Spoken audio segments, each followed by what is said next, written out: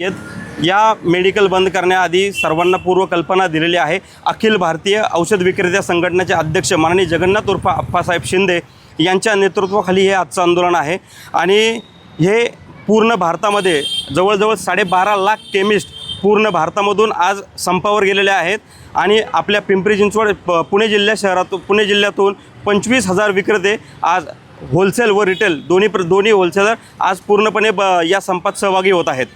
एकीकडे मेडिकल जे ऑनलाईन दवा विक्री होती त्याच्यामध्ये काही बोगसपणा दिसून येऊ शकतो का? बोगस मेडिकल नागरिकांना मिळत आहेत का?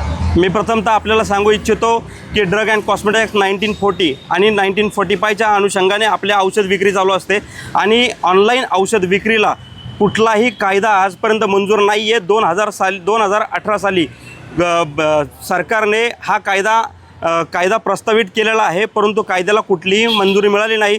तरी पण बेकायदेशीररित्या अनधिकृतपणे ऑनलाईन औषध विक्री होत आहे। या सर्वाच्या विरोधात आम्ही या समाजासाठी रुग्णहितासाठी ऑनलाईन औषध विक्रीच्या विरोधात आहे, कारण या ऑनलाईन औषध विक्रीमुळे अनेक झोपेची औषधं असतील, नशेची औषधं असतील, गर्भपाताची औषधं असतील, ही अतिशय सोप्या पद्धतीने ऑनलाईन प्लॅटफॉर्मवर अवेलेबल आहेत। यापूर्वीही आम्ही बऱ्याचदा FDAला तक्रार केलेली आहे, सरकारला सुद्धा मागणी केलेली आहे की यावर त्वरित ॲक्शन घ्यावी, परंतु सरकारचं कुठे यावर गांभीर्य दिसत नाही आहे। यासाठीच आम्ही आज हा 1 दिवसा संप पुकारलेला आहे।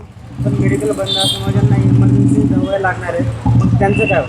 हे बघा, हा समाज हितासाठी आम्ही हा बंद पुकारलेला आहे आणि रुग्णांना कुठलीही औषधं कमी पडू नयेत हा आमचा ॲक्च्युली फार्मासिस्ट म्हणून आमचं एक कर्तव्य आहे। त्यासाठी आम्ही बांधील आहोत आणि ज्यांना औषधं पाहिजे त्यासाठी आम्ही हेल्पलाईन जारी केलेली आहे। प्रत्येक विभागानुसार प्रत्येक EC मेंबरचा नंबर आम्ही सगळ्यांना दिलेला आहे, प्रोव्हाइड केलेला आहे। या प्रकारचे सगळे निवेदनं आम्ही सगळ्यांना दिलेली आहेत, त्यामुळं कुठल्याही रुग्णास औषधं कमी पडणार नाही ही काळजी आम्ही घेतलेली आहे। लवकरात लवकर ऑनलाईन दवा विक्री बंद जर नाही झाली तर पुढचं पाऊल काय आहे?